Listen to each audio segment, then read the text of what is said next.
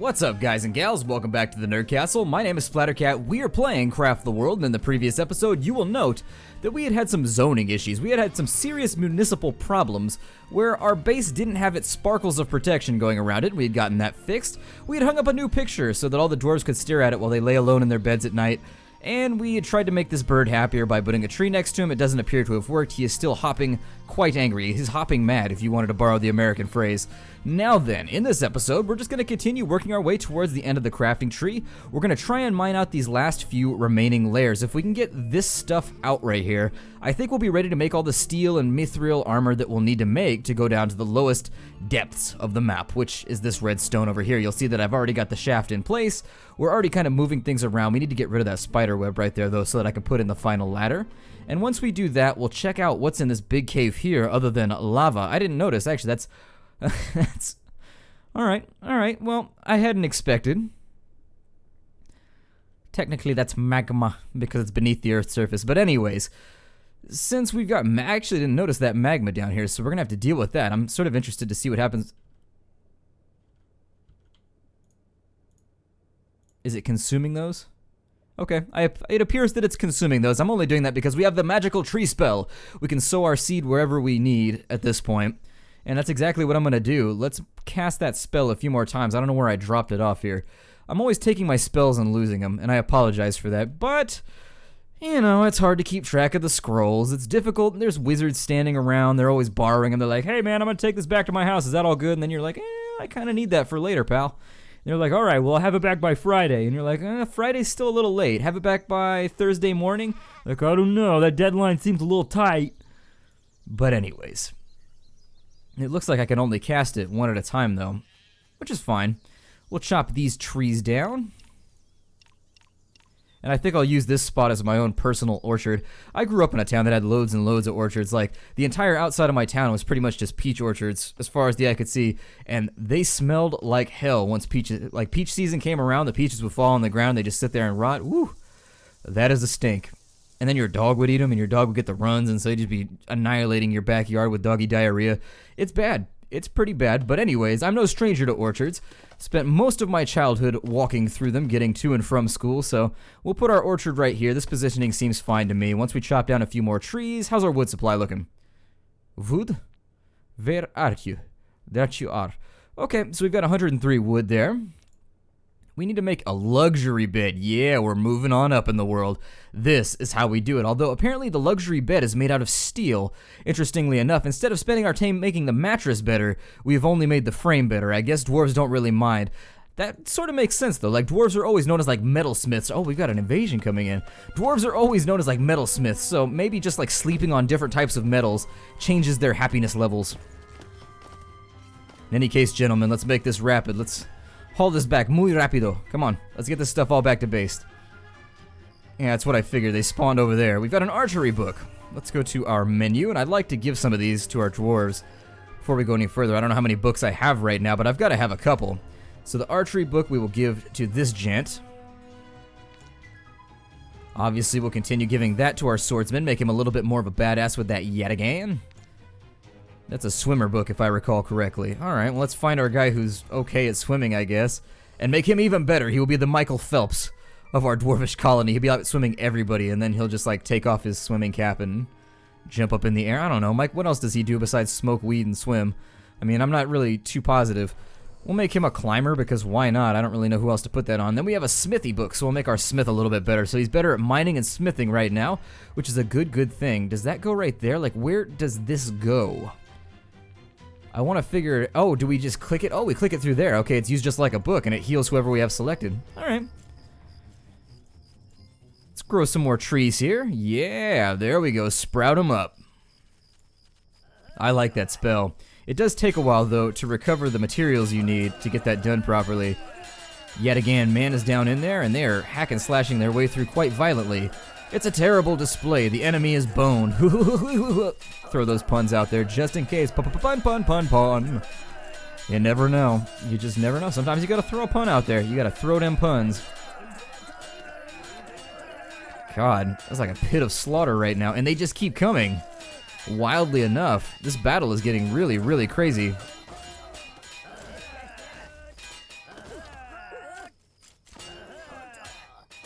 one can only hope that we can work our way through them because we appear to be very, very wounded. There we go. You gotta split them in half now. Confuse them. I like it. I like the tactics. Respect the game, dwarfs. I respect the game. And now he's down. Everybody else needs to take a nap now. So let's get them going.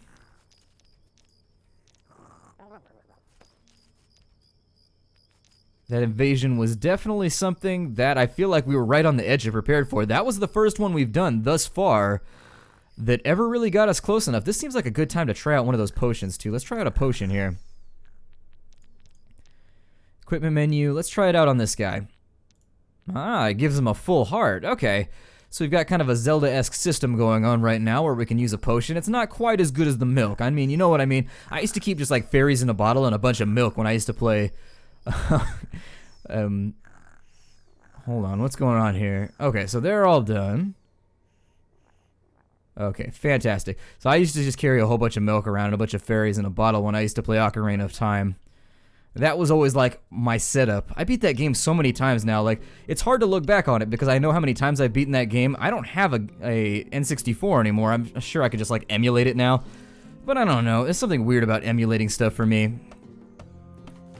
Like, I think I'm in the process of buying a Super Nintendo from a friend right now because I just don't like emulating things. I like the feel of like the controller in my hand. Like old plastic controllers, they used to have like this creaky feeling to them kind of. Like if you put a little bit of pressure on them, they would creak slightly in your hands. I love that feeling. I don't know if that's like a weird fetish to have over a video game control, but I lust after it. Deep in the night, I hear them creaking in my head, just that subtle creak.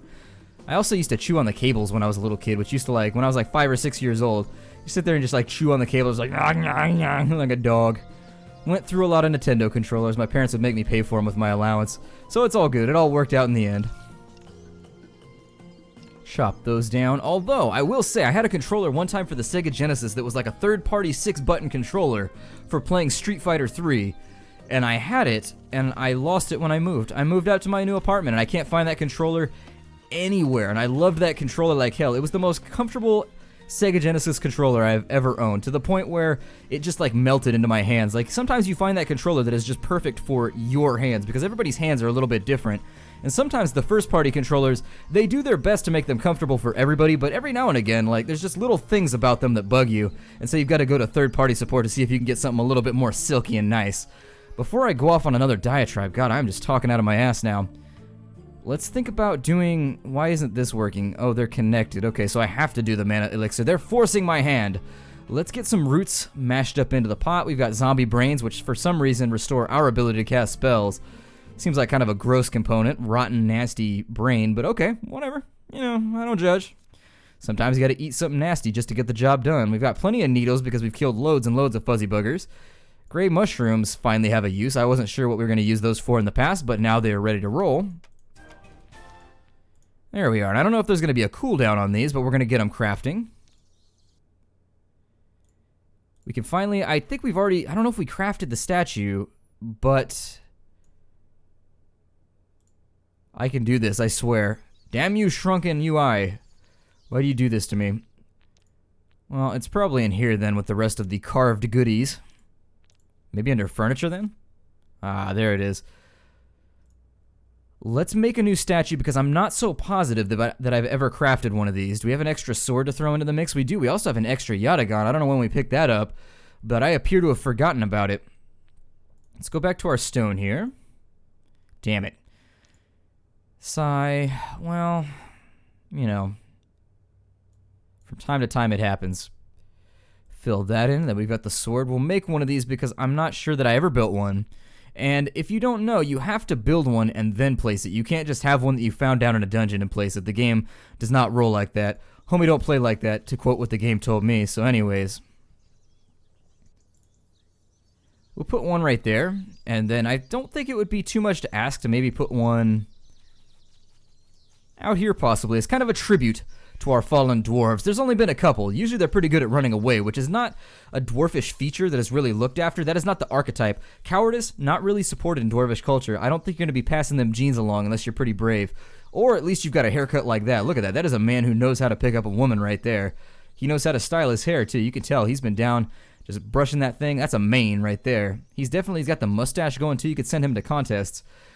But anyways, we've got those all in place now. Looking kind of nice. I probably should have placed them right here. It probably would look better over there. We'll do that later. Whatever. Let's get back to our crafting menu and figure out what that's unlocked for us. I don't want to waste steel on a bed. That makes me sad. Makes me very, very sad. How much iron do we have right now? 25? Not a lot. Not a lot. But I guess it's a sacrifice for the greater good right now because we have to move down the crafting tree. It's something that we just can't get stuck where we're at right now. We'll build the maximum amount of beds because I'm going to replace as many of these crappy beds with nice beds as I can because it makes them heal a little bit quicker. Saves us some time. We'll put them down on the bottom floor, put one up there, and then once we're resting and snoozing lightly, I feel like the healing rate is a little low right now. It's one of those things that I don't like waiting on, and even though we've got potions to kind of dispense with the project of healing, they take a lot of goodies. We've got to spend a lot of stuff to get ourselves a healing potion. It's just easier to send people off to have a nap. I love naps, except for that horrible shaky feeling I have after I wake up from one. It depends. Some people have told me, I brought that up in a Project Zomboid episode, and I had a bunch of suggestions how to remedy that. Some people said that you have to sleep more than 2 hours, otherwise you get that. Some people said I might have some horrible terminal disease. I was like, oh, I don't like that option at all. I'm just gonna pretend like that one doesn't exist. It's like looking on WebMD. No matter what you look up on WebMD, you'd be like, I've got like a weird itch on my leg, and they're like, oh, dude, you have a spine tumor. You're like, oh my God, WebMD, you are dark. You are super, super dark. Every time I leave your site, I just feel moribund. I just feel like there's no hope for the future. I feel like I need to go to a doctor just to cancel out whatever you've told me. The problems of the hypochondriac. Put in some torches down here to keep things from growing. Should use that strategy in my bathroom. There's all kinds of things growing in my bathroom. It is disgusting, my friends. It is brutal, and no matter how much I bleach it, no matter how much I scrub it, it just never stops. I have the most aggressive mold, aspergillus. I have the most aggressive aspergillus growing in my bathroom ever, and I've bleached it, I've tried everything. It just will not piss off. He ate my door. Hopefully he doesn't pull that trick that you see in cartoons where they'll eat something metal, like they'll eat a spittoon or something, and then they'll chew them into bullets, and then like they'll be like an automated cartoon machine gun. If the zombie pulled that trick off, he deserves to win. He can have my base. He can be our zombie king, and I'm not even going to complain about it. Bricks. Let's make ourselves some bricks. We need water, a little bit of coal, and some more clay, so we'll build ourselves a couple of bricks there. You get 6 for each one. That's pretty sweet, but they do need to be crafted, which means if you queue that up, I kind of just made a mistake. Oh well, we'll make 12 of them. Let's send somebody out here to beat him to death because we already discussed this. Beat him to bits. There we are.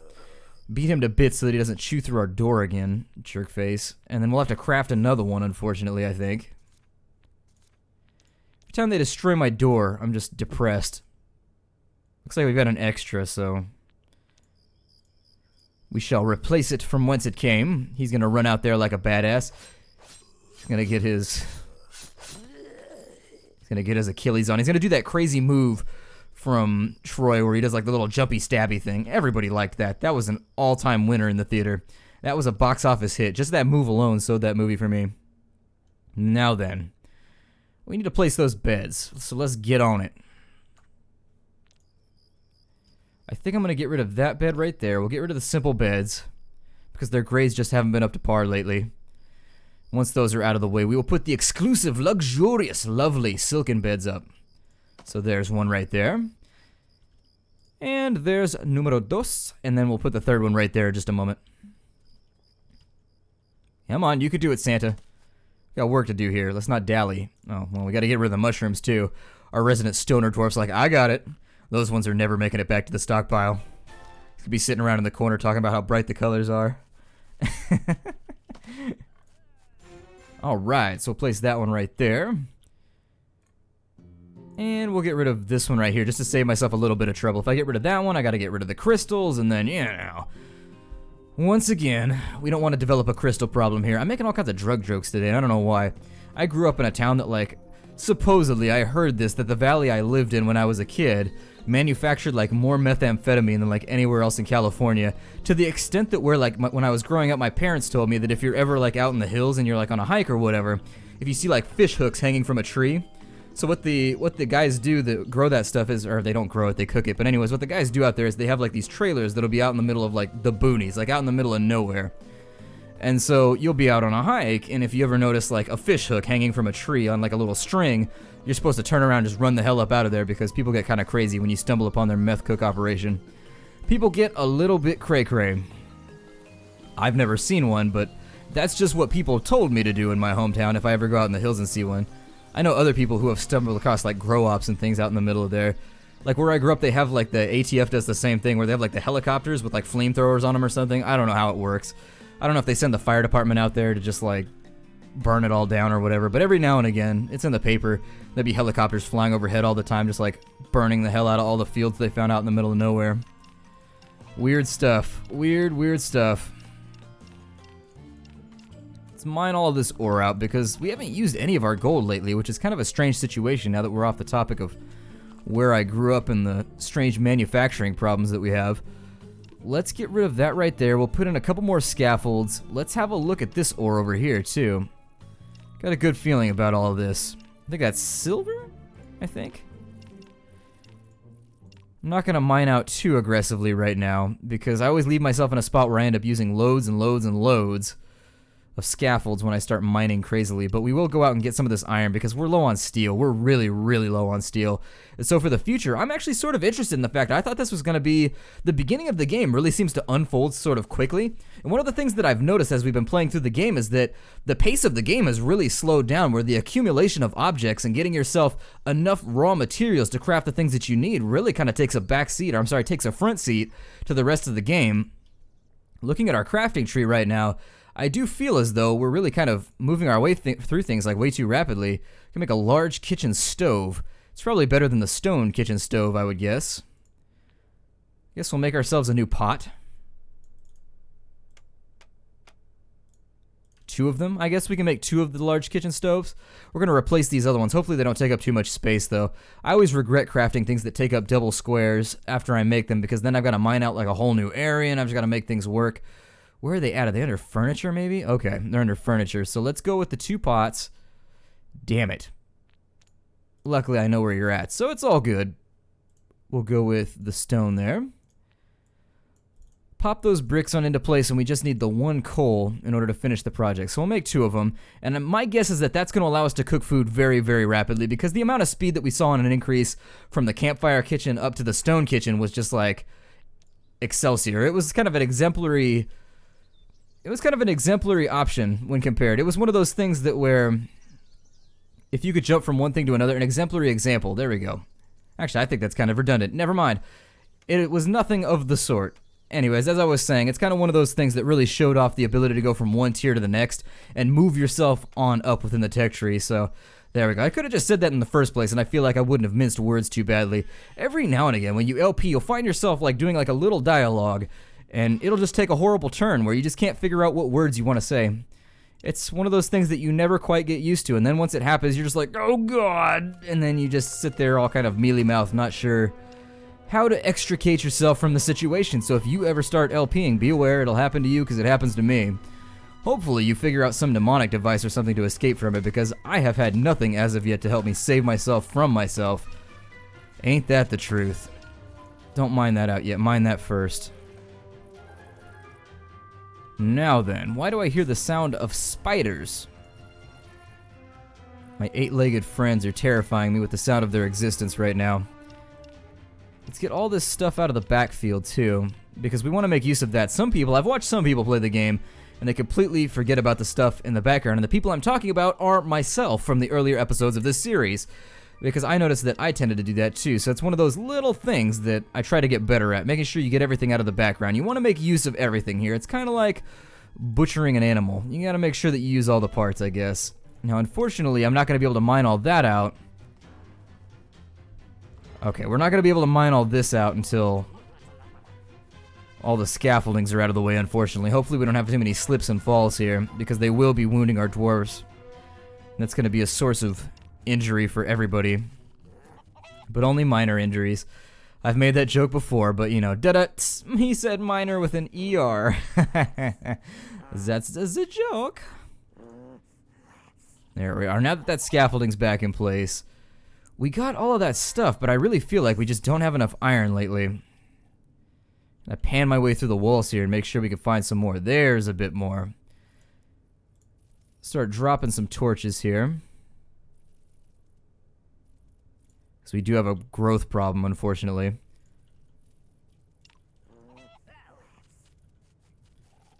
Somebody tricked me into watching one of those videos, by the way. Don't ever, oh my god, I'm not even going to tell you what to search for, but like, I had a friend that at one point was like, hey, look at this, and like right when I turned, it was somebody like getting a giant cyst like drain, and I was like, oh, you are just a bastard of the highest quality. Why would you tricksy me like that? I mean, I admit it was kind of humorous after the fact, but definitely give you the willies. You'd be like, ooh, damn, I bet his shoulder felt better. He had to have felt amazing after that thing got done. You'd be like, wow, I feel like I could throw a baseball again. Ooh, gnarly. So glad that I've never had that particular malady. There are way too many sheep down in these caves. Sheep don't strike me as being the spelunking types, but we're gonna beat them to death while they're down here because we could definitely make use of all of their woolibits because I don't want to pay this guy. This guy sucks. He charges us all kinds of gold for just mundane items, and I don't feel like paying him anymore. We gotta cut ourselves loose. We gotta be sustainable all by our lonesome. Let's find fabric and we'll make ourselves a bit more. It takes paint, unfortunately, so we're gonna have to make some more paint too.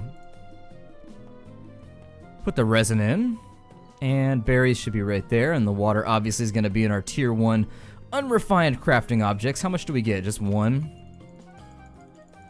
Well, we've been using paint a lot, so I am inclined to make myself a bit more of it just to make sure that we never run out. We have the Imp Summon. I haven't used that yet, but we'll play around with it during the next invasion and see what it does for us. My guess is that it probably just gives us some minions that we can throw into the fray. Help us out a little bit in frontline combat, or maybe act as meat shields or something. Now then, we needed fabric.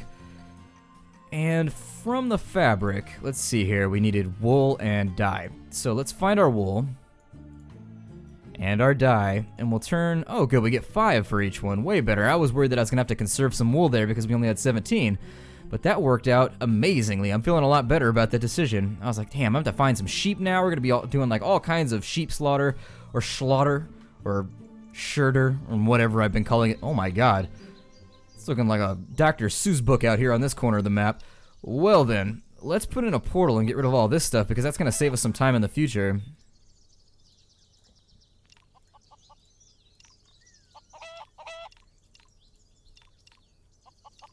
There it is. Alright, we'll also kill off some of these chickens while we're around, but I'm not going to queue them up at just the moment, simply because our dwarves will like to run, exactly, like this guy's doing right here. He's just going to chase this chicken around, and instead of choking the chicken like I want him to, he's not going to, he runs back to base all of a sudden. Alright, you took that too literally. But as I was saying, like, I want him to kill the chicken, like, wring its neck, get rid of it. They're running around and making obnoxious noises. I'm also noticing there don't seem to be a lot of people jumping in to perform lumberjack duty here. Why that is, I'm not entirely sure, but we'll just ignore it for now. Whatever. Looks like we've got another spider cave down here, another termite mound. How deep is that by comparison to the lava cave? God, that thing is monstrous. We might try to put in some kind of platform to fight that thing on, but I am terrified for the lives of my dwarves. He was able— oh, there's 2 of them. Double the trouble above the boiling bubbles. Well then. Nasty. Well, in the case of the double dragon problem down here, I think that's going to leave me dragon ass. And yes, I was trying to be sort of punny there in a distinct sense, but it looks like they can glitch through the walls and get into single caverns. They probably did that on purpose to keep you from kiting them out and being shady about it. We'll see what the Imp Summon does. We'll probably try and use that. I think we get fireballs and stuff like that later on down the line, although dragons strike me. If there was going to be one critter that would be fireproof, I always feel like it would probably be dragons. He's still up here making more potions. Okay. Well, let's have a look at our iron, and we'll figure out how much more steel we need to make, because steel seems to be the next thing up in our tech tree that we just need to have a lot of it. So I'm going to use up the remainder of the iron because we haven't been using it a ton with any of our other projects. We have been using steel mostly. So we'll get rid of that. I also feel pretty good about the fact that we found a few more veins down and in here to mess around with. So it shouldn't be so bad. I mean, it kind of sucks that we're running out of resources, but it's still partially around. So we'll make do with what we can find. And I may make those two connect right there on the way down, and we'll get all this stuff out. Yeah, that seems about right. We'll grab that out of there. On the plus side is we need to move ourselves out of the tech tree, so I'm thinking in the next episode what we'll do is we'll take the tech tree and we'll focus on anything that's going to be using up steel, because if we can outrun steel, it means we can move on to mithril, which if I'm not mistaken, let's have a little look-see here, but yeah, we've got loads of mithril, so hopefully mithril doesn't have to be mixed with iron or steel in order to make its bars, but for now, I'm going to break off the episode here. My name is Splattercat. Thank you for joining me in the Nerd Castle for another episode of Craft the World. I look forward to seeing you tomorrow. Take care out there, everybody.